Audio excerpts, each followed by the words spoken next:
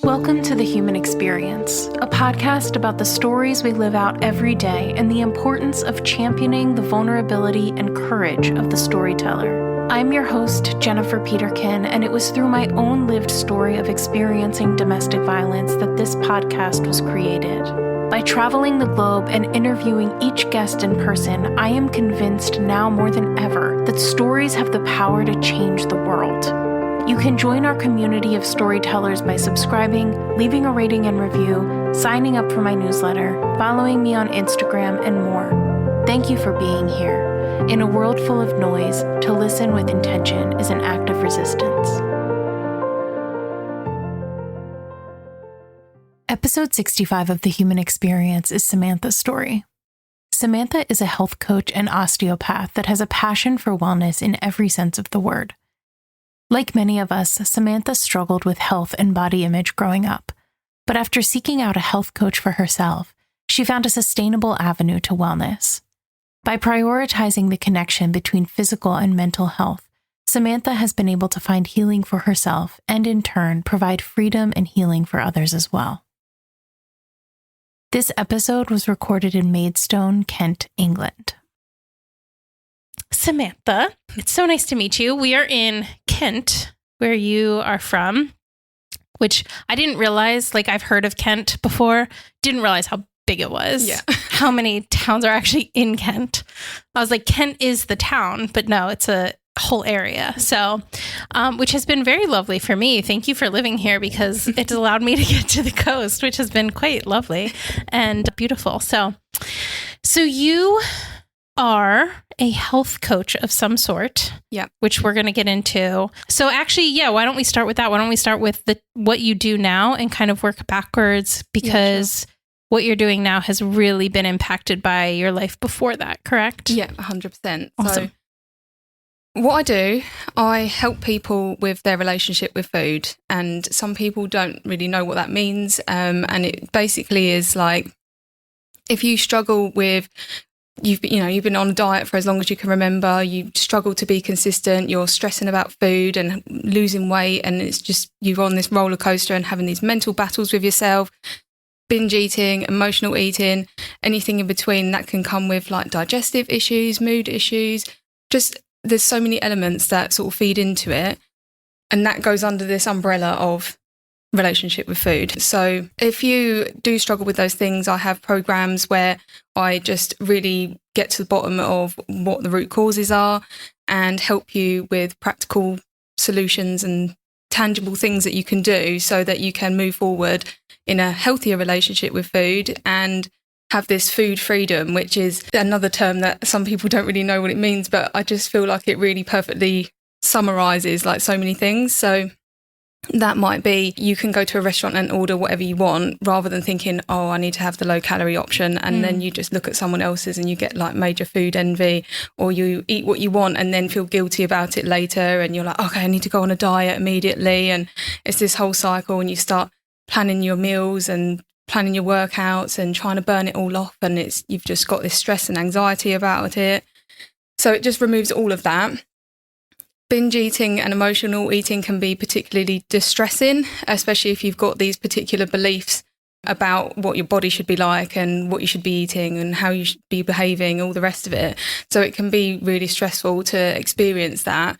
So it just takes all of that away as well. And you can just eat what you want guilt-free. You know that you are doing the healthy habits and it's sustainable and you can carry on for a lifetime without it being like, oh, I'm going to have to start the diet again Monday, and then having this period of time where you're eating barely anything and you're moody and it's just you're missing out on loads of fun stuff. And that's like another really important thing in it as well. Like I found with my personal story, like the social side was really affected. So I had all of that stuff that I just mentioned, and then it would influence you going out for meals or you showing up and doing activities where you might have to show your body, and it was like hinder you. And it's this little, it's like a filter that you're tainted, or everything's tainted by this. And Sure. You've just got these things in the back of your head causing you stress and making you feel rubbish, basically. And also it just consumes so much of your headspace as well.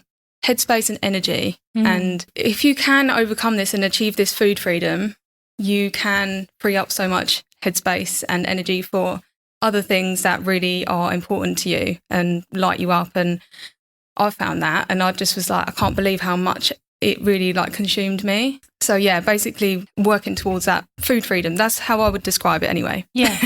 I have so many things that I could say about this. I mean, like we could talk about this all afternoon. Yeah. I think what you're doing is, first of all, it's amazing because as somebody that has definitely struggled in the space, like in the wellness space, in multiple capacities, like what you're doing, I think is so important and validating because there's so much noise out there.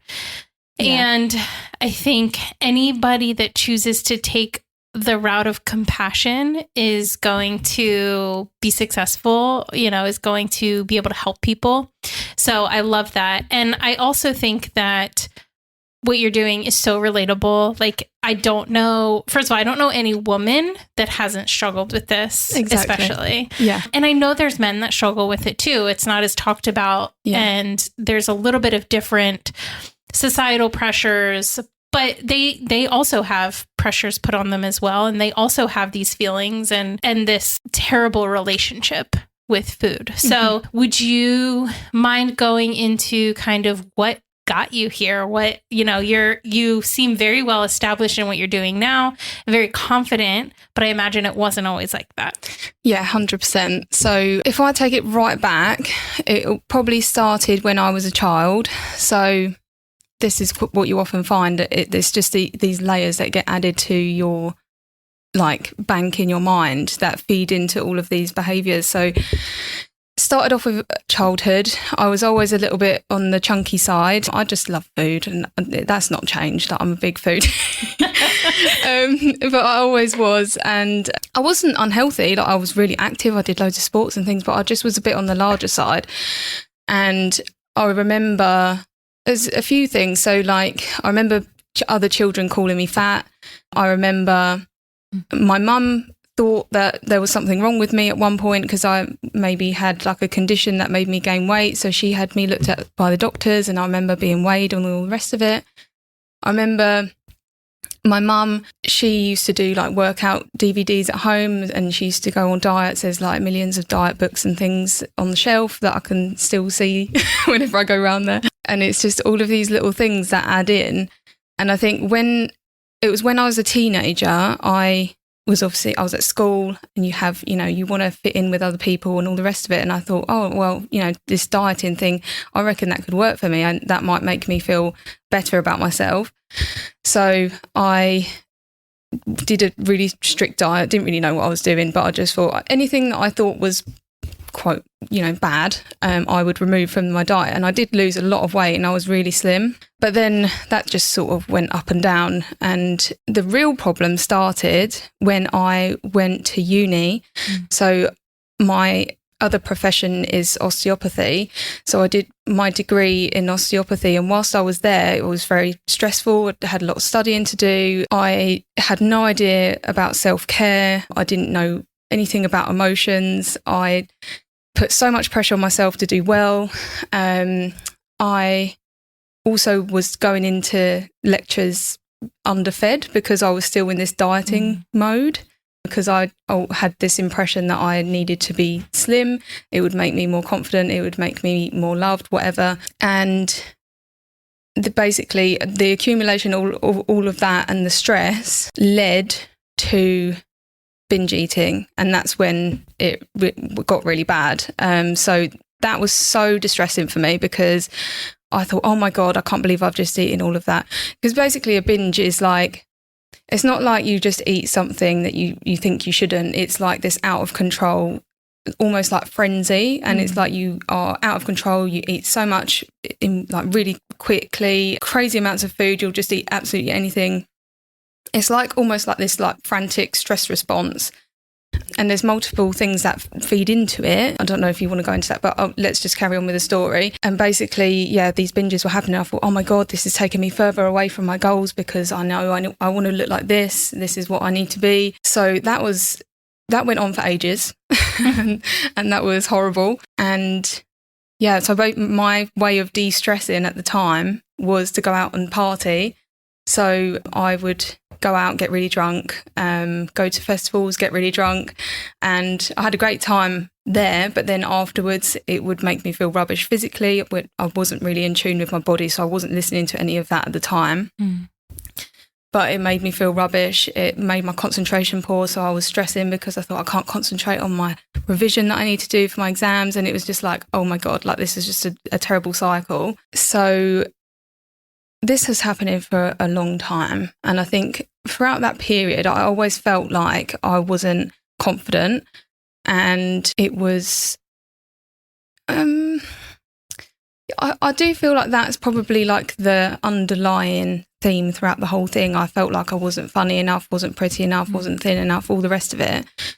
And so then all of this sort of like accumulating over time, and it just started really getting me down, and it just got further and further. Every time it happened, I would be like, oh no, I'm not going to do it this time. And then it would happen, it would lower my self-esteem, and it would be this like really bad cycle of binge restricting, and that made me depressed. So I just, that was like really like the worst time I've probably had in my whole life. Absolutely miserable, and I just felt like I wasn't going to ever be happy again. It was awful. I'm trying not to get upset. It's okay if you do. No, don't apologize. So basically at this point I'd qualified as an osteopath, and I was working in a practice, and I remember being with my clients, and I'd had to put on this smiley face, and it was just like physically hurting me to do it because I just felt so awful. And then between my clients I was like crying. I was trying to like sort myself out and, you know, pull it together for the next one. It was just, oh my God, I was like, I cannot do that. Yeah. It was awful. So from that point, I was like, right, I need to do something. So I started looking into ways that I could do. I started looking into self-care and how I could sort my depression out and all the rest of it. Did a lot of things to try and get me out of it. And thank God it did. Like I felt not in that way anymore. But the binge eating was still happening. I just thought, why? I can't get my head around this. It's driving me nuts. So I was just on a quest, and I was like looking at all different diets. I was working with personal trainers, doing the counting the calories and all the rest of it. Did loads of research. I worked with a counsellor, and nothing was helping. And I was just like, oh my God, this is just crazy. There's got to be something wrong with me. There is like, you know, I've got my head screwed on. Like I'm quite logical. Like I'll learn a lot. I'd learned so much about nutrition at this point. I thought I'd, you know, got it, but it was crazy. I just couldn't work out why it was happening still. So still had this low self-confidence thing going on, and I discovered this mindset coach, and she is also an osteopath. So I thought, oh, do you know what? It sounds like something I could use. So I started working with her, and she did help me with some confidence stuff, which was really amazing. And she's amazing. And basically she helped me to discover health coaching. Because she's a coach. I didn't know what coaching was really, to be honest. Yeah. So she helped me to discover this thing, and I was looking at all the different courses. I found this one which was speaking straight at me, because it was like binge eating, emotional eating, chronic dieting, digestive issues. Oh, that's another thing I've not mentioned yet. I had all these digestive issues going on at the time, which all makes sense to me now. I don't know how much detail you want to go into, but yeah, so I found this course. I looked at, they did like an Instagram live series where you look at you watch before that, you know, enroll, just to get like the interest and say like, this is what our course is about, like this is how our previous students have found it and all the rest of it. And I've watched like 5 different videos, and I was like, I'm going to do it. So within like a week I'd signed up, and I was like, well, this is a bit crazy, because it was a big investment for me to make this jump into this thing, which was, you know, going to be completely different. You know, I've got my degree, and now I'm going down this other route, and I just suddenly decided to do this within like 7 days. I was like, this is crazy, but like I just feel like it's right for me. So, you know, even if at the end of the day, it helps me just to overcome my own issues with the binge eating and stuff. So thank God I did the course, because it did solve everything. Like I have that food freedom that I was talking about, and I cannot tell you how different it feels and how amazing it feels. And yeah, so since I qualified, that sorted me out, and now I want to help other people in the same boat, because I know, like you said, there's so many people that do struggle with it. And that's where I am. Yeah. Wow. No, I love that. I think that I just relate so much to a lot of what you have said. And I think, you know, the mind-body connection is so important.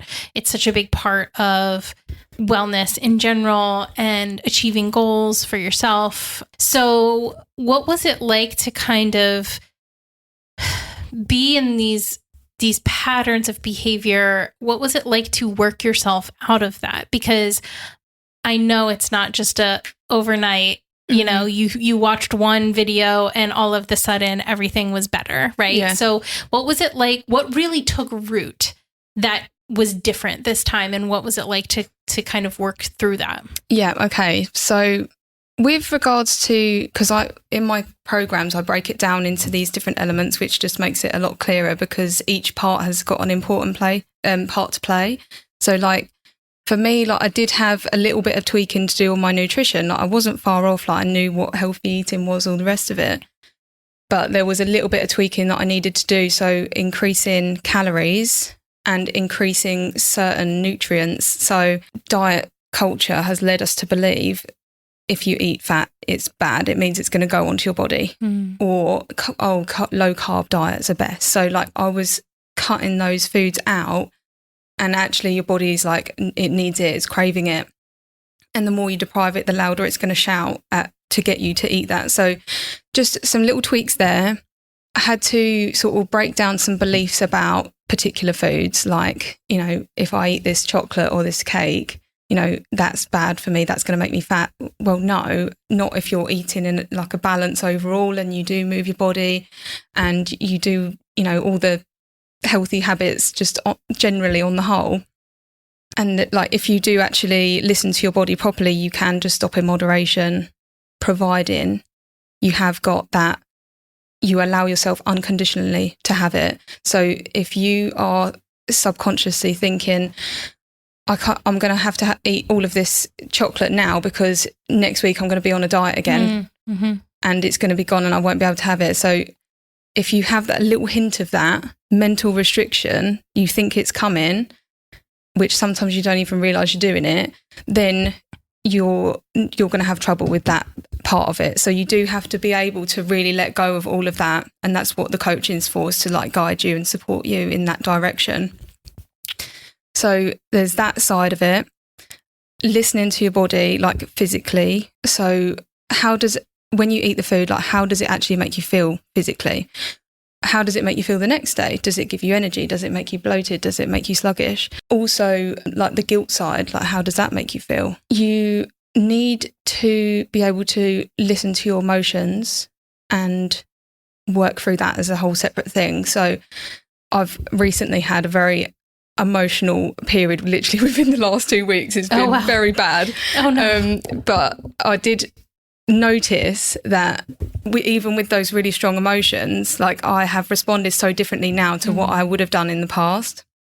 And like the biggest thing there, I would say, is I just, rather than trying to shunt it away, I literally just had to sit with it and feel that, as shitty as it was, I just had to feel whatever it was I was feeling for as long as I needed to, and then cry as much as I need to, and then just let that basically happen and ride the wave. Like there's nothing you can do. If you try and suppress it with food, alcohol, drugs, whatever you want to do, it will come back and bite you in the butt. So you just have to ride the wave. So that was the first thing. Then just doing anything that sort of like soothed me. So just being extra kind to myself, take a bit of pressure off my diary, reaching out to people, even if it's not to talk about that particular thing, like just knowing that there are people around you to chat to. Like I was ringing my friend from Manchester and we were just chatting, and it just helps to be able to surround yourself with people. So yeah, that's mainly the key differences there. So I have kind of touched upon the psychology element, which is like your mindset around particular foods, but also your mindset around your body and your body image and health as well. So like some people are so hung up on health, and if you take it to the extreme, that's orthorexia. But you know, the people that I work with, they're not necessarily the ones with like eating disorders, you can be anywhere on the spectrum, right? You can have disordered eating behaviours, but not classify as an eating disorder. And I feel like that's where I was. And there's so many people in that which need the help because it's distressing still. So yeah, your mindset around food, body, health in general, and just like some of the questions that I would get you to think about is just, it's like, well, there's so many, but it's like trying to take a different perspective on things and seeing where your head is at, where those beliefs come from. Are they actually true? Try and fill it in with the facts, and then you're reframing to have it as a more positive way of thinking or something that's just supportive of your relationship with food.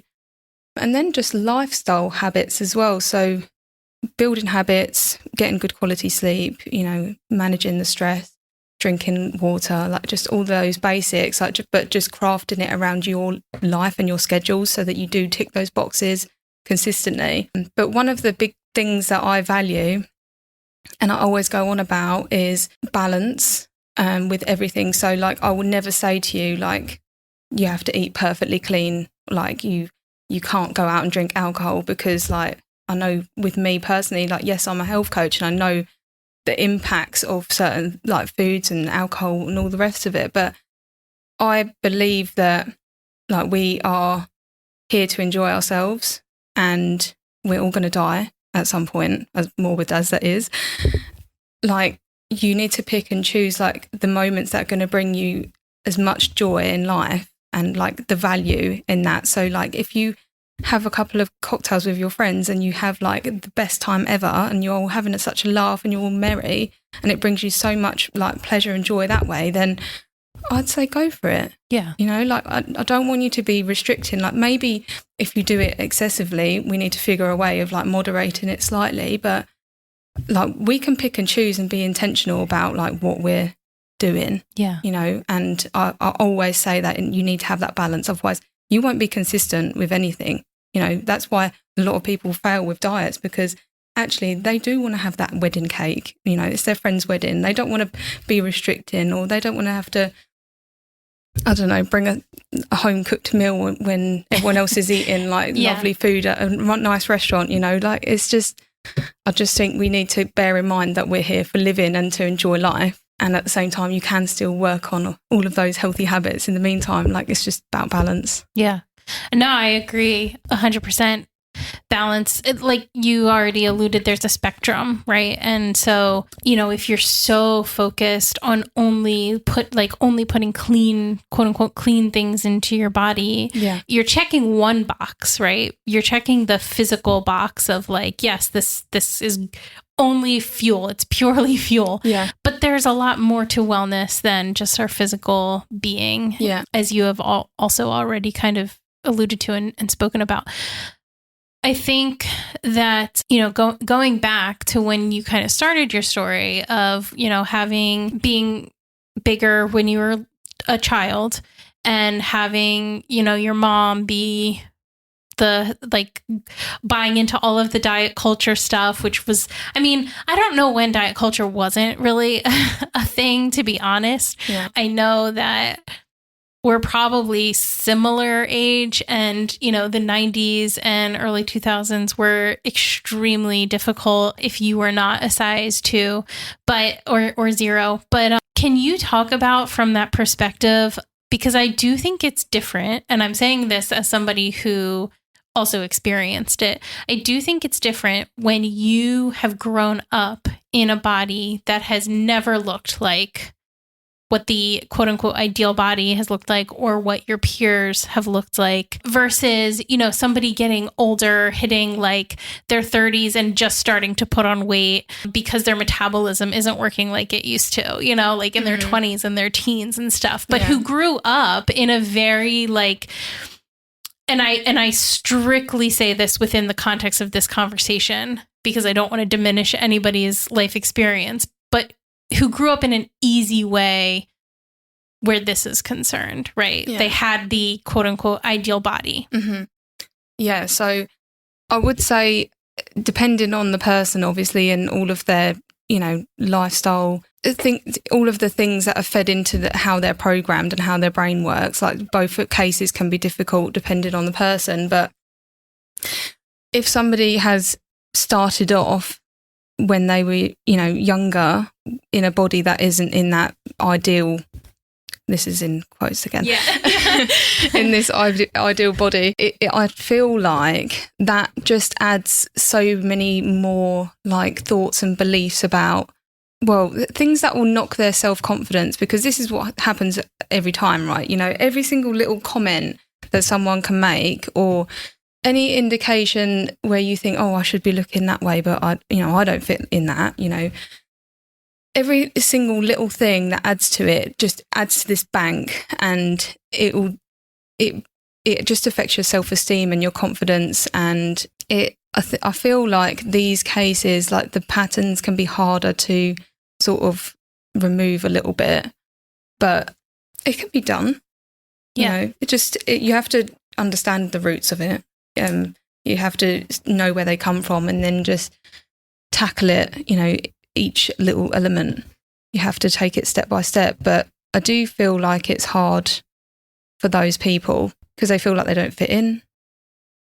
Yeah, it's like there was never a time that you were like, oh, because I'll hear people be like, oh, I wish I was the size I was in high school, or like, I wish I could fit into my jeans from high school. Yeah.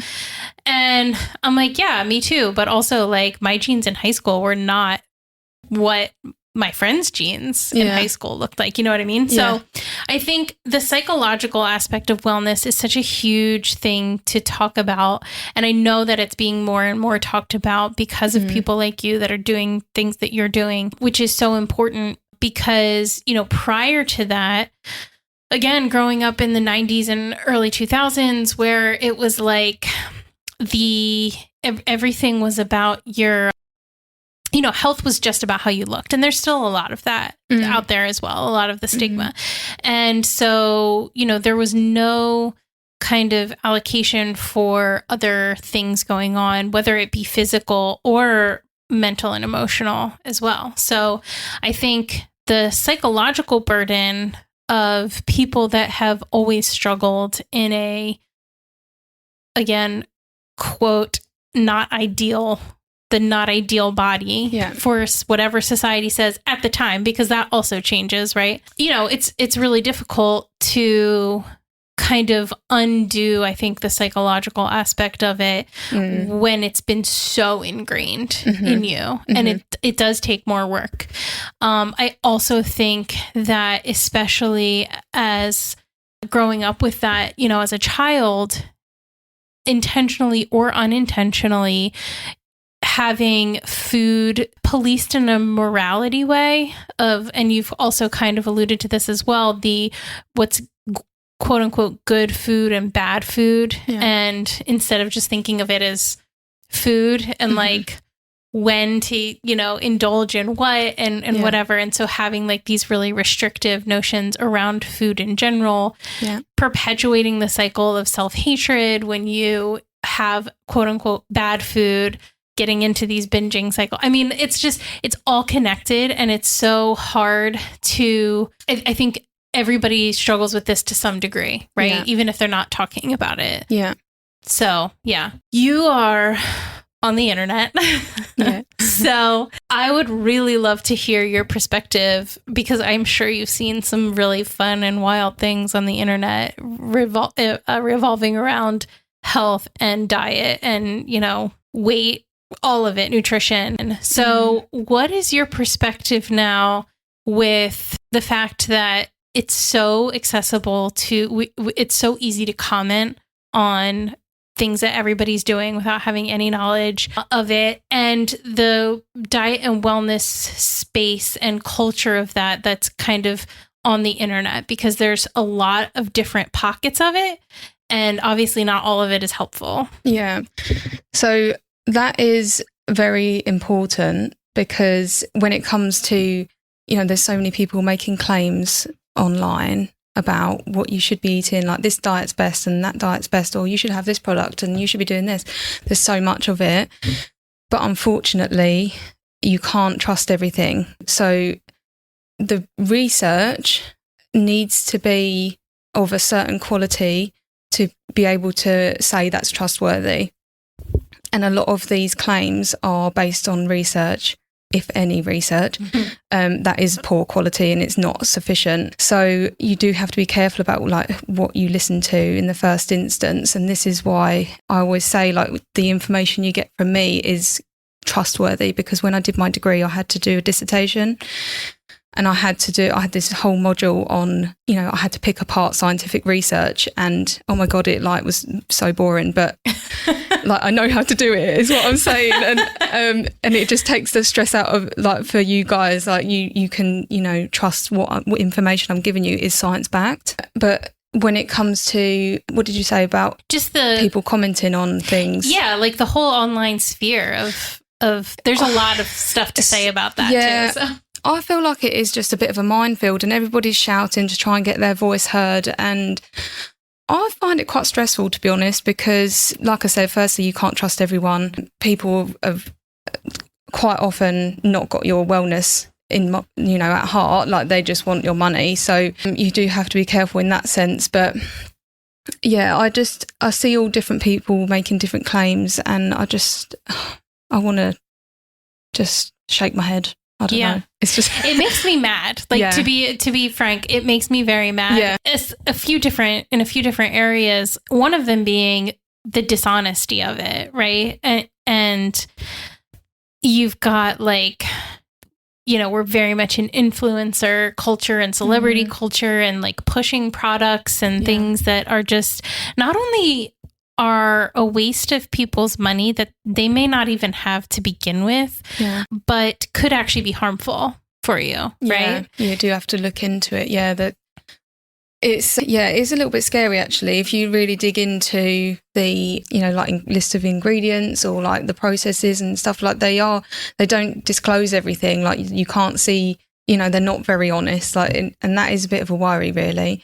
And this is why I always say like, you want to know like the basics, like use the science, like know how to, build a balanced plate so you get all the nutrients and you get everything your body needs. But then like you are the master, like your body tells you what you want, what you need. Mm-hmm.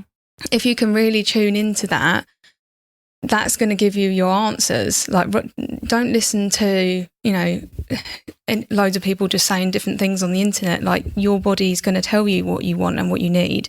So you might, for example, when you're ill and you automatically go for like the soup with all the vegetables and, it's soothing, it's going to, it's healing, isn't it? You've just got this natural tendency, but like you can tune into that sort of intuition, like if you really listen in. And this is what I try and teach you when you're a client of mine, because that will give you the answers. You can listen to your fullness cues, so you can stop eating when your body's ready. Like you're not just eating out of control and not feeling able to stop because your body's like, actually, no, you've had enough now. And there's like cues that you can listen to, which will indicate that. So this is like so important to be able to tune into those things. So with a little bit of background knowledge on the nutrition and, being able to listen to your body, like you'll be fine. Like you don't need any of these random products that don't work. You don't need to go on another diet. Like your body will tell you what's what. If you're not eating enough, your body's going to tell you. If you're eating too much, you might feel sluggish and tired. You'll have indications. So that's what I try and teach you, basically. So how do you tune into your body? I think that it's simple in concept, but many of us are not used to actually following our body's cues and we ignore them. And I think it also goes back to like the mind-body connection, right? Yeah. Like it's not just physical. It doesn't always present as just physical. So what can people start to do to even understand what that means, like listening to your body? Yeah. Okay. So we can probably break this down into a few different elements as well. So I don't know how broad this might go, but let me try and do this in a nice logical way. Let's start off with hunger and fullness, because this is, a significant one. if you're feeling hungry, you might get the stomach rumbling, you might feel, get that like hollow feeling in your stomach, you might start feeling a little bit sick, you might get fatigue, can't concentrate. And a lot of people ignore that because they're like, oh no, I had breakfast not that long ago, I can't be hungry again, and then they'll just ignore it. And then they get to like lunchtime or dinner time and they're starving, they'll just eat absolutely anything, they go crazy. So like that's an example of where you would just respond to those cues like when it happens, because your body's trying to speak to you, and then you might avoid that situation where you go absolutely out of control because you're not like overly hungry at that point. So that's hunger. Fullness, that might be, you're eating your meal and you are noticing, like when it first comes out and you're like, oh my God, I can't wait to get into this. It looks so exciting. Like the smells, like, oh my God, like first few bites are just like out of this world. And then you start to lose a little bit of interest. Like it doesn't quite taste as amazing. Like you can maybe feel the physical sensation in your stomach of like the fullness. Maybe you're starting to get a little bit tired. So it's like these little cues which are telling you that you're starting to get full. And if you slow down enough and try and like notice like you in your body and like take in all the senses, you'll pick up on it so much more, and you'll be like, okay, my body's telling me that I'm full, because this is hormones, by the way, that are telling you that are released, and this is what causes these symptoms. And then you'll be like, okay, I don't need to eat anymore, and then you can easily just put it to the side and you don't have to finish the whole lot, unless there is a little belief in your mind somewhere that somebody's told you can't leave the table till you've eaten all your meal. Clean your plate. Yeah, so that's a whole other, that's like a mindset thing. But anyway, off topic. So that's hunger and fullness, like just some suggestions, Then let's talk about particular foods, like how that might make you feel. So you might eat, I don't know, like random chickpea salad, and you feel so energized after, you're not getting that sluggishness afterwards. You feel like lighter in your body, like, and it just feels different to like if you were to go and eat like a really heavy, oily, I don't know, Indian takeaway, and that makes you feel tired. That makes you feel sluggish. Like you feel like you just want to lay down and sleep, Maybe you might even feel like that the next day. So it's tuning into like what foods actually, how they respond and how they feel in your body. Yeah. And then you will just make choices dependent on that. So, if you want to go into a really important meeting and you don't want to feel like you're falling asleep, it might not be best to have that Indian takeaway. You might want to go for something a bit lighter where it's going to energize you. Or maybe you're feeling a bit poorly and you're like, okay, I need all these vitamins and these micronutrients, so I'm going to have like a big nice salad or a big stir fry of all these vegetables so that it like really heals you from the inside out. So, but then on the other side of that, you can say, I've been a bit, I've been working hard lately. I'm going to go out for dinner with my friends, on Friday, and I'm going to just bloody enjoy myself, and I'm not going to worry about calories, and I might even have a beer or something like that. And you're intentionally choosing, even though whatever that meal is, it might not make you feel so good physically, that's got a different purpose, like that's your pleasure, that's your like wind down, that's you socializing, like it's got a different need, like that it's meeting. That makes sense. Yeah. Then we'll talk about emotions. So if you have got a particular, we do emotionally eat even with positive emotions, but mostly it is the negative ones. Being able to like recognize when there is a negative emotion in the first place is helpful. So you might feel sad, you might feel angry, you might feel grief, you might feel lonely. You might not even recognise that. You might feel it in your body. I feel like I'm tensing all my shoulders. I'm like clenching my jaw, and there's maybe some digestive upset. So like there's these little telltale signs which will signal to you that something's going on. And then, so if you can identify it, then that's a good start. And then I guess just responding, like I said earlier, you have to feel that emotion. You can't let that, you can't suppress it because it will come back. So it might feel, physically painful for a while. You might cry, whatever. You might want to shout, and that's fine. Like, you've got to do what you've got to do. And there's like these different little tools that you can use, like tools and methods to try and like get it out and just like cope with it, basically, which is a whole different thing. But tuning into those physical sensations and then being able to identify the emotions is good if you can do that, for sure. I think that answers all the questions. Yeah, no, that's great. I think, again, going back to the mind-body connection, understanding that sometimes our physical needs are fueled first and foremost by our where we are emotionally. And so not only recognizing it, which it sounds strange, right? It sounds strange to be like, you might not even know you're sad, but it's true. Yeah. Like, it's true that you don't, unless you are really intentionally like clocking yourself and doing self-check-in and paying attention. Yeah. We are very much kind of wired, I think, especially in Western culture where everything is like go, go, go, go, go, to kind of just like push it off and keep moving forward. And, unless something brings you to a screeching halt, you kind of just don't bother with it, right? It's just kind of like, well, it can't be that bad because I'm still going. And then we find ourselves very, like, whether it's mental, physical, or both, in these spaces that we're sick and we're like, how did I get here? Yeah. What happened? Like, everything was fine. And it's like, no, it's been bad for years, but we're just like, it's been little bad, not big bad. And so we haven't been paying attention, and just the effect of stress on the body, the effect of, not paying attention to what our body is trying to tell us and choosing to ignore it and move forward, because that's the most important thing, right? Like, we are productivity driven in the West. We have to move forward. That is the best thing we can do for ourselves is a outward show of successfulness. And that's not true.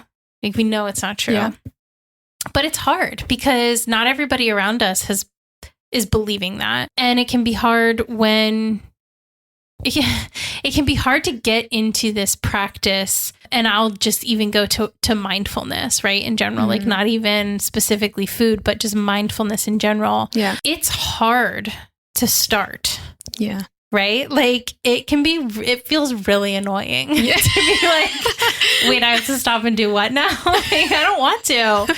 I have to meditate? Like, what is that? But I do think that it is extremely valuable. Now, I will caveat this by saying, like, I still struggle with this. Like, I am still very much like, I don't want to do breathing exercises. Like, this sounds horrible right now. I just want to like veg out and like just turn my brain off and not catalog myself, not do that work, because it is work. Yeah. Right. And I think that is something that, when we talk about mindfulness, there's almost this like ethereal, just transcendental, like emotion when we're talking about it. Like, it's really great for you. And you can get to a place of this like extremely incredible peace and like leveling of yourself.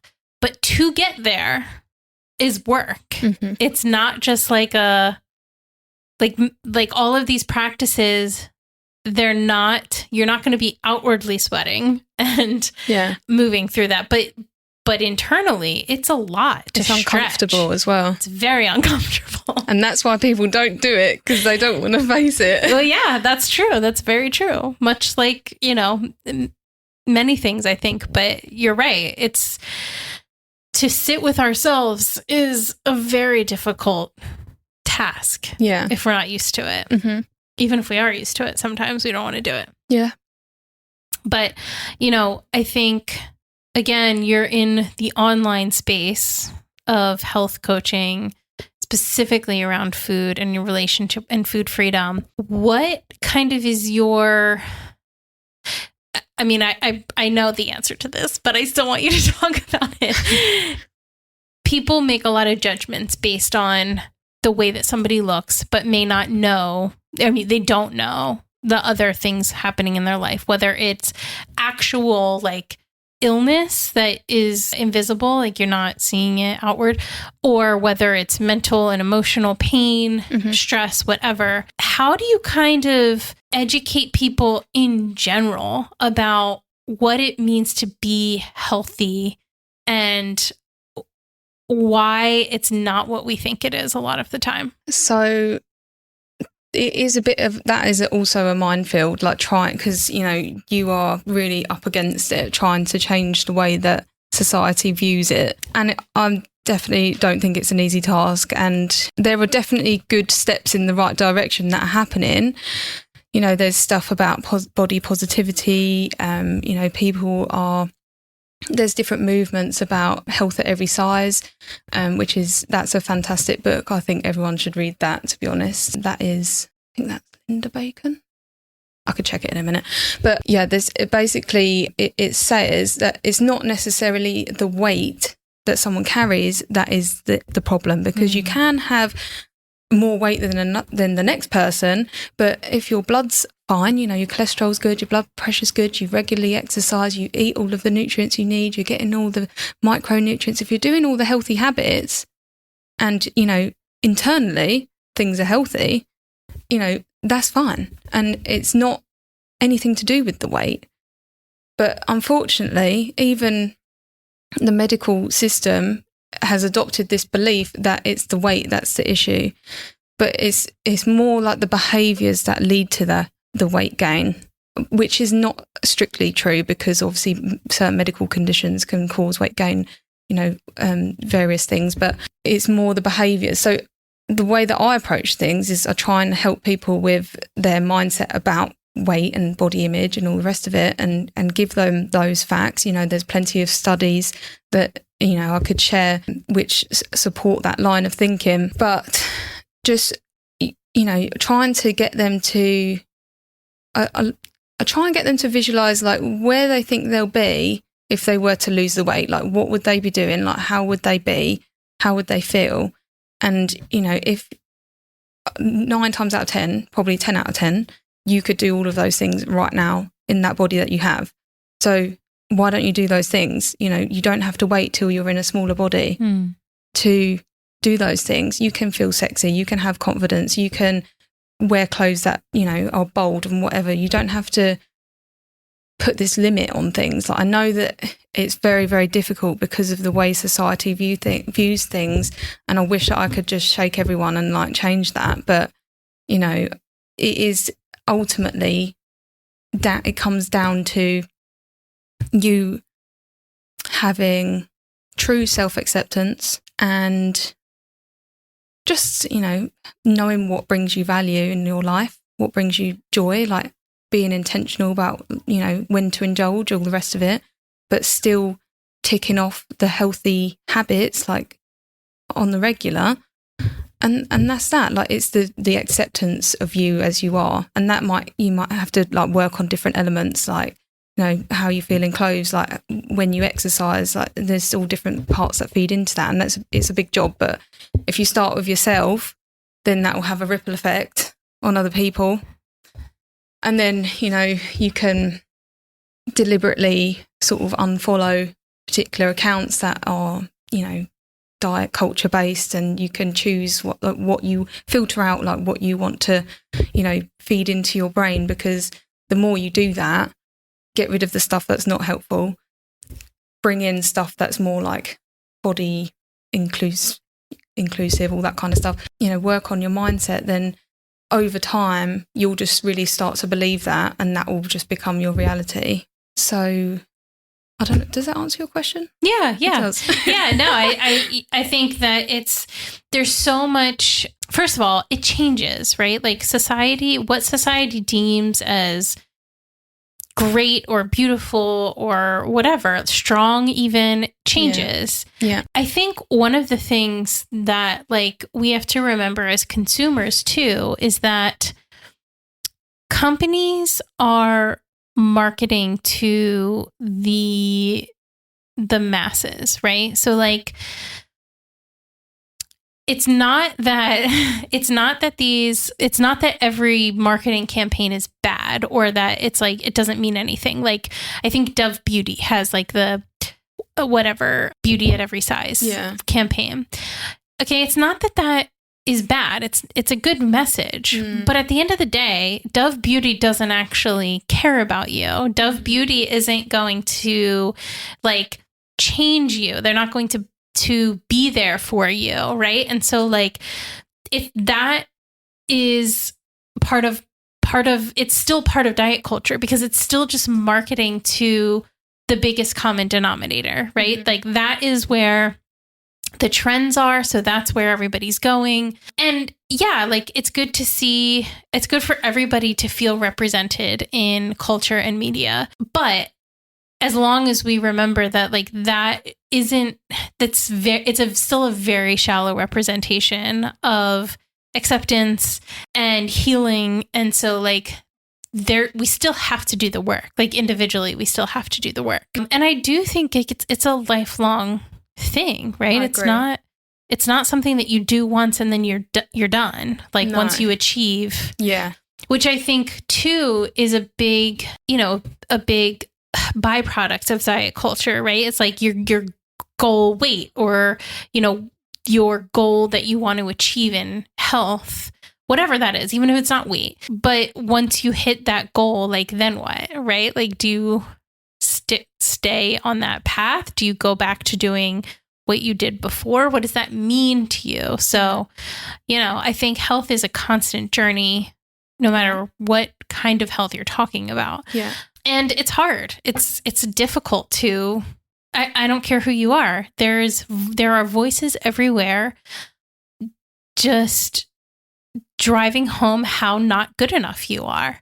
Yeah. And again, not just physically. So like, I don't know. I want everybody to feel accepted and to feel okay in their body, but clearly that's not the case. So hopefully, having people like you that are working towards, helping people find freedom in the foods that they eat, but who they are and just their humanity, hopefully that's the key to make the difference. Yeah. Right. Yeah. Ugh, diet culture. I know. I hate it so much. It's just so, and now plastic surgery is a huge thing, and I don't have like any morality thoughts about it. Like, you do you. But again, it's like the lie, right? Like if people aren't telling the truth about it and they are presenting themselves as this is how I just like naturally look. And then everybody's like, oh my God, like I look terrible. Like I look awful. I could never look like that. That's never going to happen for me. And it's just hard. It's hard to see like standards set that nobody can naturally live up to. A lot of it, there's like a tagline going around. I'm sure it's been around for a while. That's like, oh, I'm not ugly. I'm just poor. Of like, I just can't afford to do the things that like people are doing to make themselves look like present like the ideal, again, in quotes, society's version of ideal. It's just heartbreaking. It is. And again, there are so many good things about the internet, but this is not one of them. No. I agree. And I imagine you do the majority of your work on the internet. Mm-hmm. Yeah.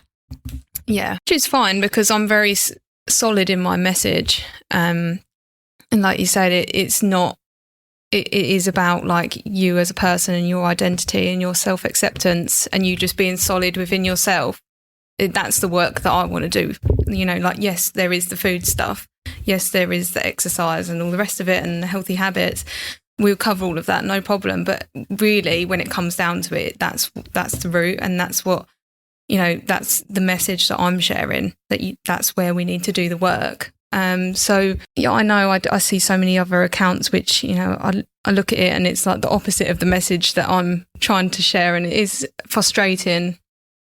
But the more I can share this message, like the better, obviously. Yeah, and even going back to like the fact that it's a continuous journey, right? Like for you as somebody now that's kind of a well, not just kind of, you're a leader in this sphere.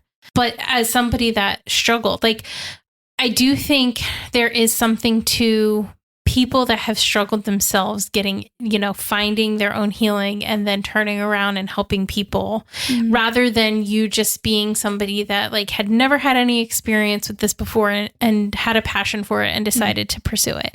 I don't think there's anything wrong with that, but I do think there's a little bit of a difference there, right? Yeah. So, but what does it mean to you even to continue working on yourself? Because I'm sure you also have days where you're like, those old habits are looming very close by and they seem very attractive. Yeah, of course. I've come such a long way with my own journey with all the food and my relationship with food. But, I definitely have wobbles and things like that. And that's normal and natural, and that's fine.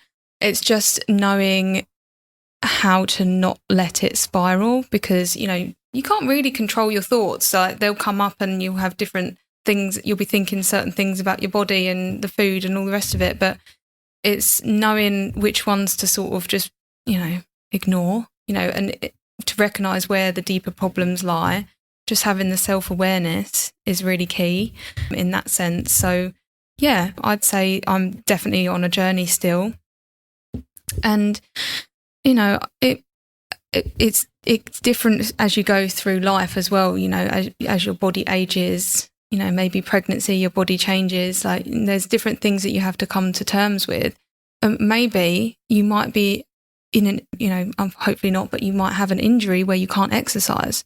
Then what do? You can't let that destroy your body image and send you in a spiral again.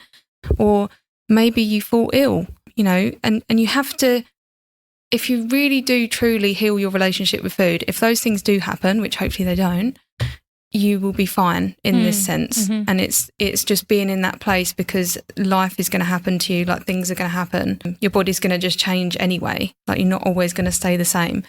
So it's coming back to that, having that solid foundation. Yeah. Again. If we really zoom out and look at it, like, this whole, aside from, our relationship with food and our emotional state, I mean, that is obviously very worthwhile of a pursuit.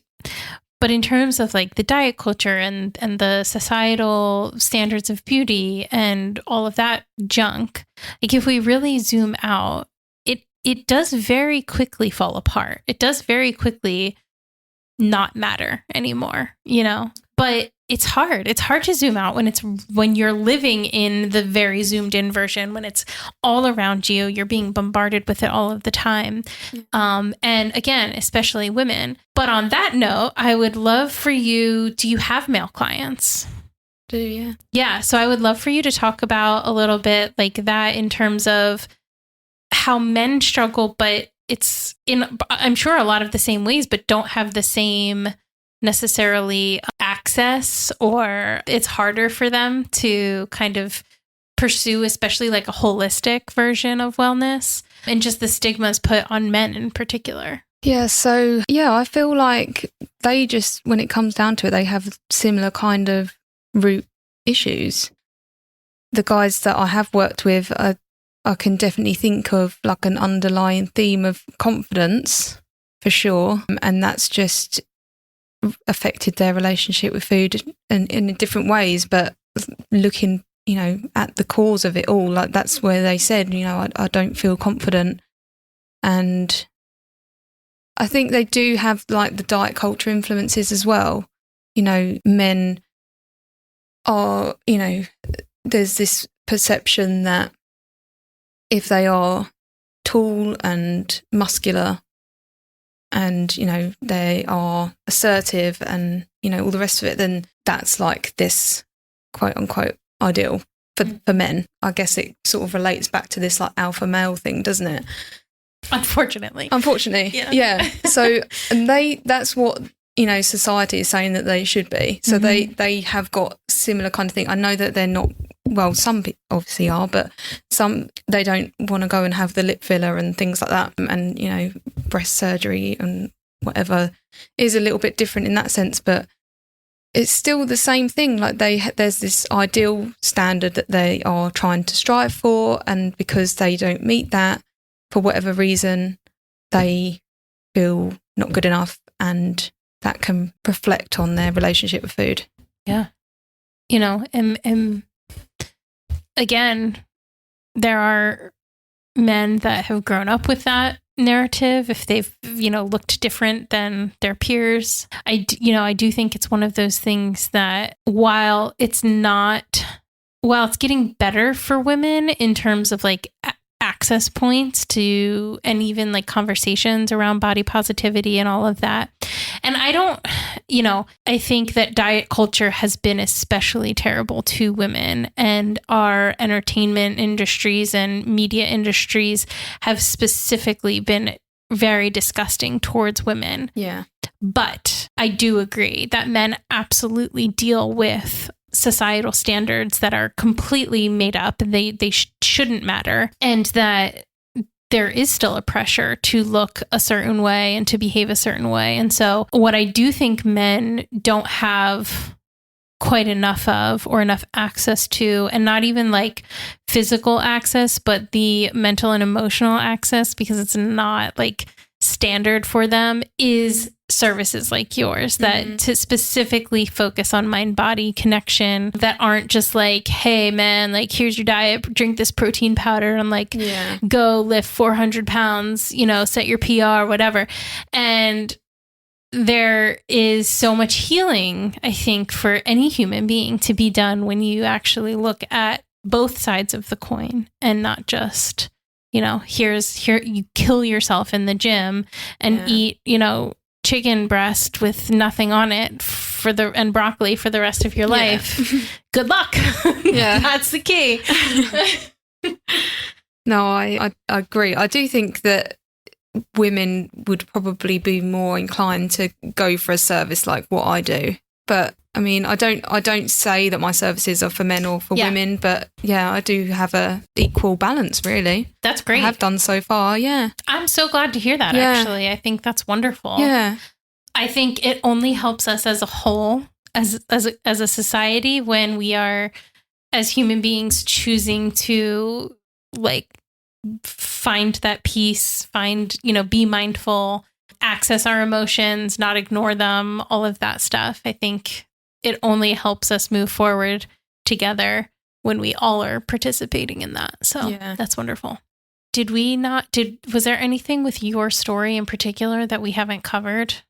The only thing I would say that I haven't really spoken much on, I have touched a little bit on, listening to how foods feel in your body, but it kind of links to that, and also stress. So I thought that I had some bad sort of gastrointestinal condition of some sort. I thought I've either got stomach ulcer, or I've got like an inflammatory condition, or a hernia or something. I don't know, because like this, I had really, for a long period of time, I had like reflux. I was getting lots of abdominal pain, bloating. I was reacting to foods. So I thought that I was gluten intolerant for a long time. And I thought I was also reacting to, there were some other things. Sugar, artificial sweeteners. I'm sure there was something else, but I can't remember. They were like the main ones. And I just had gastrointestinal symptoms after I had those. And combined with all of the stomach symptoms that I was having, I felt like I wasn't really digesting my food. I'd have dinner, and then like 4 hours later, I feel like it's still sitting on my stomach. It was like, it doesn't feel right. So I went to the GP, had a series of tests, like the classic tests that you would have: ultrasound, endoscopy, which is the camera down the throat, blood tests, stool tests, and everything was clear. Absolutely unremarkable. And I was just like, why the hell do I feel like this? I was looking, I tried exclusion diets, gluten-free products, all the rest of it. I was looking at working with a holistic, it's like an alternative medicine person. I can't remember the name of it. Like a naturopath or functional medicine? Functional medicine, that's it. So I was looking at that, but it was like so expensive, and I thought, oh God, I can't do that. Anyway, so what happened then? So basically I just had to like put up with it and things settled. I still had these like reactions to the gluten and all the rest of it that went on. And then I had another spell where it was really bad. I didn't really like put it all together because they were a few years apart. I had another spell where it got really bad again. I had all the tests done again and it was all clear. And I thought, what is happening? And looking back now, both of those times I had really high stress and like anxiety, and I didn't really know how anxiety felt in my body. Yeah. And stress, for what I've learned, is that for me, stress comes out of my body before I even know about it a lot of the time. So I grind my teeth at night. I get the digestive symptoms. I'm tense. You know, it comes out more like that. Irritability. So I've now linked it to that. I remember the first time I had the test done from the doctor, he said it could be this or this. Stress is lowest on the list. It's not that, but it's very low on the list. And I was like, okay, yeah, fine, probably not that then. Had all the tests, it was all clear. I was like, what the hell?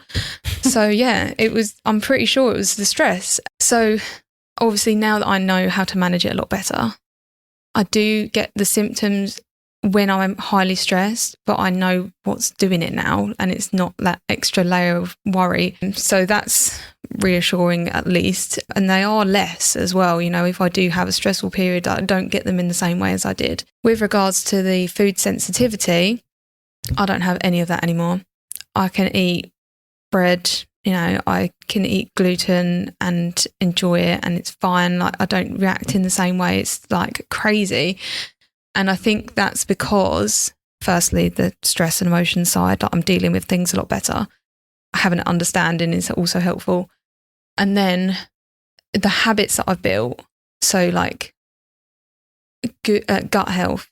When I do my meal prep every week, I'll plan my meals, I'll plan like my lunches, I'll like rotate the fruit and veg and the nuts and seeds and like all the plants, bolt beans, like anything. Just I rotate them all. So I'm getting like a wide, diverse variety of the plants and proteins and fats as well. Like basically just try and get as much variety in your diet. So because I built that into a habit and I've spent a long time doing that, I think that combined with the emotional thing is what's helped me to overcome that issue. And now I can go and have that fresh baguette and it just is glorious. It's even better now, right? Because you fought for it and you won. Yeah. I love it. You know, it is wild how things manifest in our bodies and the physical responses we can have to stress and anxiety. Yeah. Especially those two things. Yeah. And I just identify so much with what you're saying because I've had my own issues where like I've gone to the hospital because I thought something was very seriously wrong. I was absolutely certain, you know, not what it was, but like something was wrong. Yeah. And there's nothing wrong. And it makes you feel crazy a little bit at first, right? Because you're like, no, I am living with this. Like, this is actual pain. I can feel something is wrong. So, you know, you've talked about your healing and everything like that. What are there any other modalities that you kind of recommend beyond? Because a lot of that healing doesn't come from going to like a GP, right? It's like seeking other things, seeking other practices, other mindfulness things. I personally was referred to an acupuncturist because I did go to a functional medicine doctor. Oh, yeah. Okay. I was at the end of my rope and I went to a functional medicine doctor actually last year. And I was referred to an acupuncturist and I have literally tried everything. I feel like I've never gotten relief. And I was like, sure. Like, I don't really believe that it's going to do anything, but why not? Because at this point, I will try whatever. Yeah. It was the only thing that has worked. The only. So I am very much like, what are your modalities? Like, what are your different things that you've tried? Because now I'm just like, there's so many options out there. There's so many things. There's so much to learn that aren't like traditional Western medicine that have so much value And it doesn't mean that it's going to work the same for you, but like there is value in trying other things. So are there modalities that you have tried or that you recommend to other people? I'm just thinking, what else have I tried? You mean for like the food sensitivities? Just in general. I mean, because mine was actually for my back. It wasn't for food sensitivity, but just in general, like for healing, for, finding mindfulness. Yeah. Right. Yeah. Okay. So step one is definitely to like get that self-awareness in the first place, because you can't take action if you're not aware of something that's going on. So try and like pick apart like where that's actually coming from.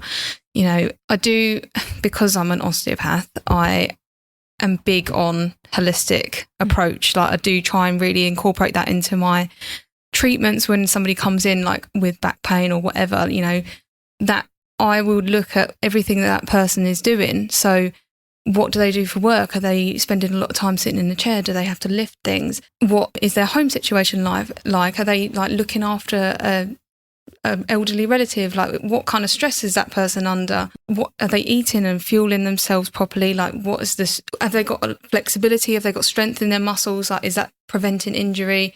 And just really look at as many different elements as I can. So I do think you need to, it doesn't really break it down too easily for you, does it? But just really look at like everything that's going on. Yeah. I know that's really unhelpful, but no, but I think it's true. Like, that's the whole idea of functional medicine, right? Is like looking for a root cause. Yeah. Because everything else is a symptom, right? Yeah. So like back pain is not a cause, it's a symptom of something else. Yeah. What is the root cause? Yeah, 100%. And you can apply that across the board. Stress is a symptom.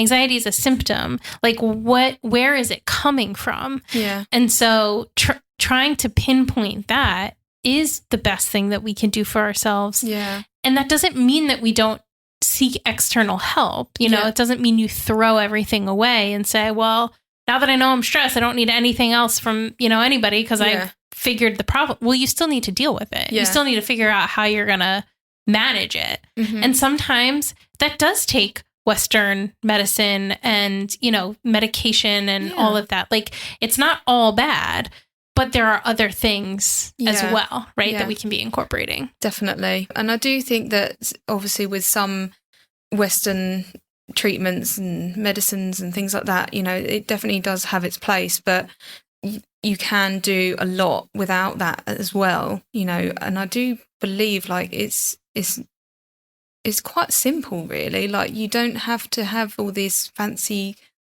products and all the rest of it. Like if you just get good quality sleep and you do, the stress management, but like properly, not just like, oh, I'm gonna just sit here with a glass of wine and that's me relaxing.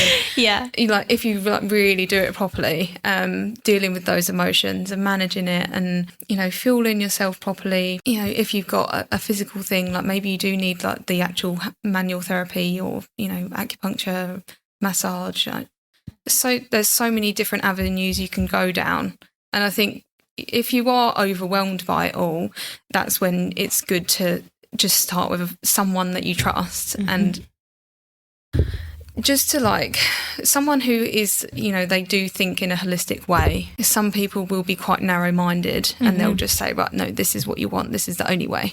Yeah. But you want to look at everything, like all the different elements. And that's really all I can say about that, I think. I mean, I think, it's the concept is simple, but putting it into practice takes work. Yeah. And it's not easy. It can be a bit of trial and error as well. Well, that's true too. Yeah. Right. And I think that puts a lot of people off because they try and you don't fail, but it doesn't work for whatever reason. And then you're like, well, I tried. Yeah. And then that just adds to the belief that you're never going to get better. And then it adds to these like thought processes and programming, and it just worsens the situation, which I get. But if you've got the right person there to support you, like it will be so much easier. Yeah. Yeah. I think, that's a good point too, though. Like you're not alone. Yeah. You don't have to be alone. And whatever your situation is, like it is unique to you. Because again, like your symptoms may be the same as a lot of other people, but why you're exhibiting those symptoms is unique to you. And so having somebody that cares about you, that can even just walk beside you while you're figuring it out, is a huge part of it, I think, as well, for sure. I agree, 100%. And that's what I think is amazing about the coaching, because you do have that person they've got your best interest at heart. Like, and especially with this sort of the particular person that I help, because I have got that emotional connection to the whole background story. Like, I want you to be better. I'll do absolutely everything I can to help you and support you, and I'll cheerlead you the whole way and handhold you through the difficult times. Like, and that's the benefit of working with a coach, that especially if you've done all the different diets and all the different methods and everything in the past, and you just think, I just feel like I'm not getting anywhere. Yeah. Then having that person that you can trust is so key. And, you can't, as a coach, like, I know that I have got limitations. I can't help certain things, but that's fine. I can just refer you to where you need to go as well. Yeah. So and that's important when you're trying to find someone to work with, like knowing where the limitations are. Sure. Not trying to do everything, yourself, because it might not be your speciality or within your remit. So knowing that, like, cut-off point is key. And it just depends, I think trust is a huge thing. So that's what I really try and put out there, like, I do genuinely have your best interest at heart. So sure. I mean, it is one of the most vulnerable things that you can do, on multiple levels. I mean, our bodies are vulnerable because there's so much commentary on them. And then, you go to your emotions and what you're living through and your experiences. Yeah, it's all vulnerable. Yeah. So, it's not easy to share. It's not easy to decide to pick that up and carry it and not just, leave it where it sits and let it rot. Yeah. I don't know that was the best analogy, but we're going with it. So I do ask everyone at the end of each episode one question, which is, through the lens of your experience, what does compassion mean to you?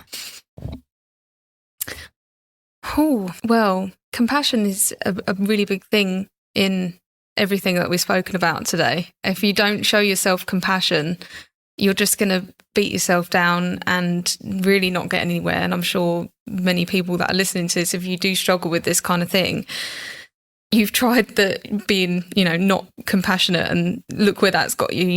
You're going to have to change that in order to move forward. So, oh my God, it's huge. Like, you have to have compassion in, looking at your past self and realizing that there's all these things that have happened to you and comments that were made and what you've seen on social media, all the rest of it, that have led you to believe this, like, a certain, you've got these certain beliefs, and that's not your fault. That's just what's been presented to you, and that's what you're absorbing. So if you've got to show yourself compassion, that's not your fault that you feel that way.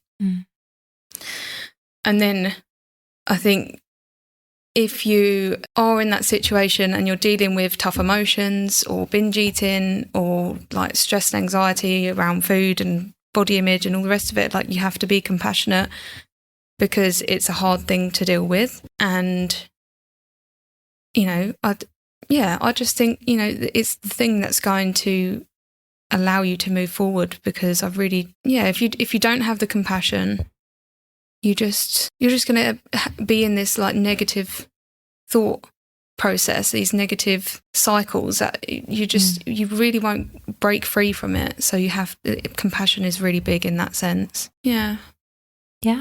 Hope that answers the question. Yes, absolutely. You did great. And I think it's I think it's true. Compassion starts with ourselves and then moves outwards. So if we don't have true compassion for ourselves, can we have true compassion for others? Mm-hmm. So, yeah, it's all important. Yeah, agreed. Well, thank you very much. Where can people find you? I am on Instagram a lot. My Instagram handle is Sam the Osteo Coach.